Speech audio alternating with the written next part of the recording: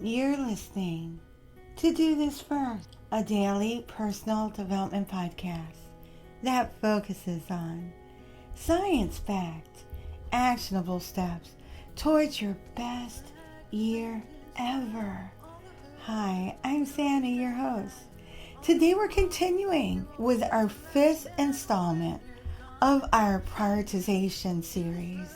And of course, this is part of our overarching Finish Strong series.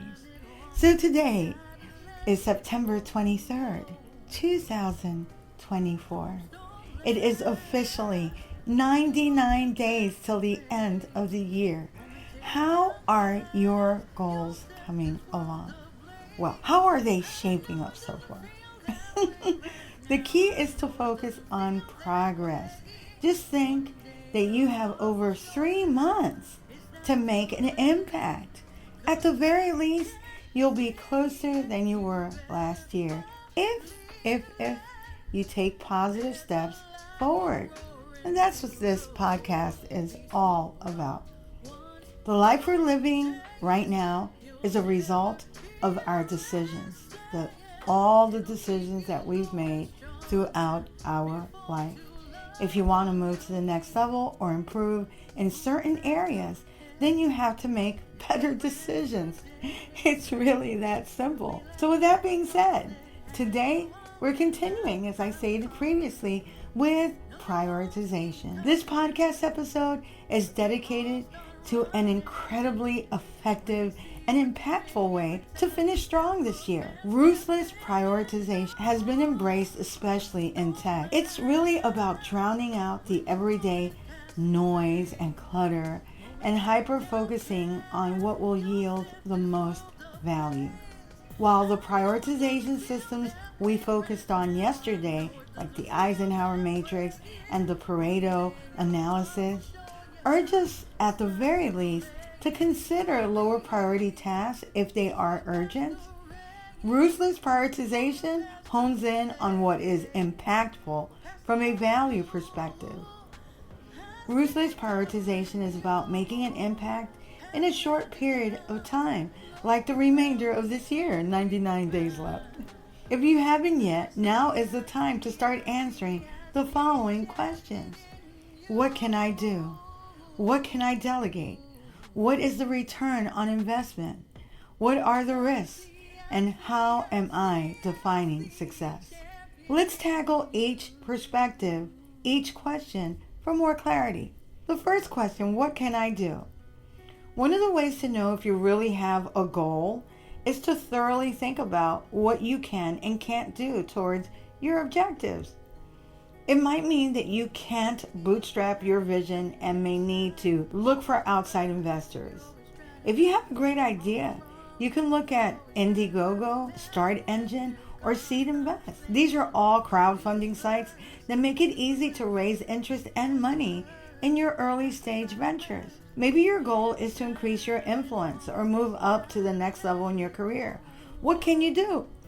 Is an advanced degree or credential needed? It's great when you can zero in on one person or entity that's done what you want to do and replicate the actions and experiences that have gotten them to where they are at. Sometimes, though, that's not possible. Sometimes you are the first to do something. Then what? Here are some steps you can take that will help cut through the ambiguity. First, define what it is that you're going to achieve. Name it.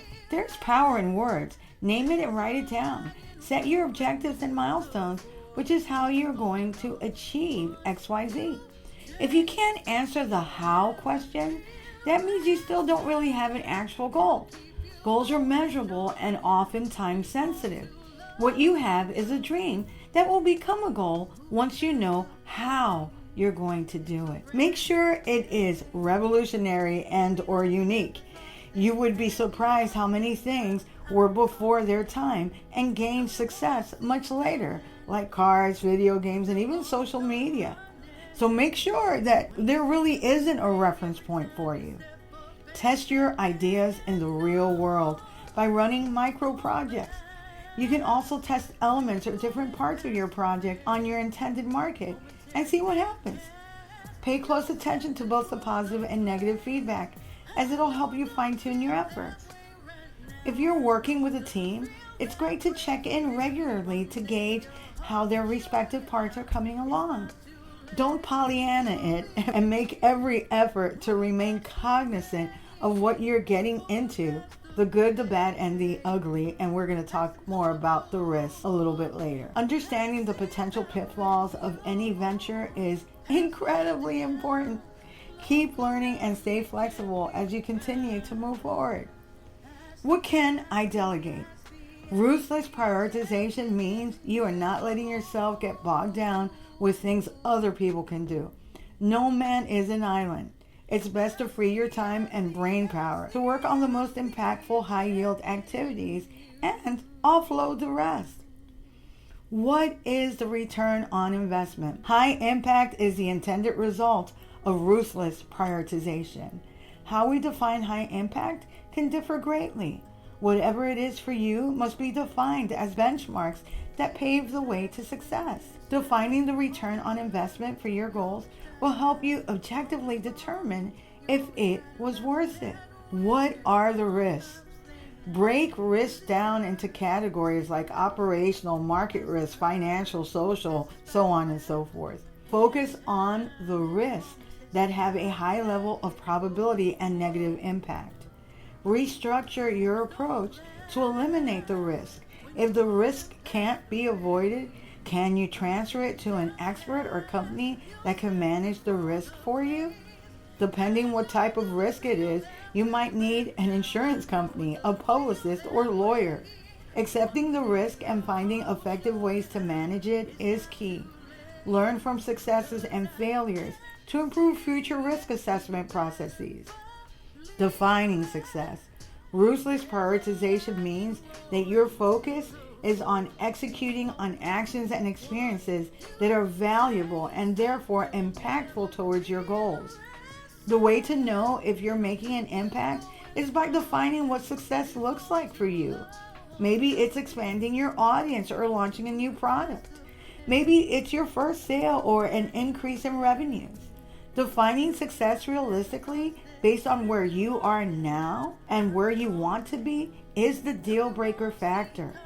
Many dream-fueled goals die on the cutting table because realistic expectations were not set. Ruthless prioritization requires that we cut the fat, the excess that is not valuable and moving us forward. We have to be ruthless with defining success at every crossroad on our journey as well. A great way of doing this is by defining success by exploring different outcomes and experiences. For some, it could be adopting a new mindset or perspective. For others, it can mean material gain in a particular area of life. For some, it can mean an impactful connection or a positive relationship or even falling in love. Define success by your own standards, as you are the one putting the time in. Don't get stuck living someone else's life, as I've said this before. Stuck living someone else's life, like I've said this in previous podcast episodes. Even when our friends, colleagues, family are well-meaning, ruthless prioritization reminds us that we have to say no when actions don't squarely align with our intended outcomes. If you like what you're hearing, don't forget to leave a review. You can also sign up for my new weekly newsletter, which will keep you in the loop with my public speaking engagements as they become available, and also the most cutting-edge research on brain health, neurosciences, personal and professional development. If you want to read a transcript of this podcast episode and all of my podcast episodes, go to my blog. That's dothisfirst.life. And while you're there, you can also listen to all of my podcast episodes. You can also listen on YouTube. My handle there is @DoThisFirst. Tomorrow, we'll be finalizing our prioritization micro-series, which of course is part of our overarching Finish Strong series. Till tomorrow. Moving past the rain,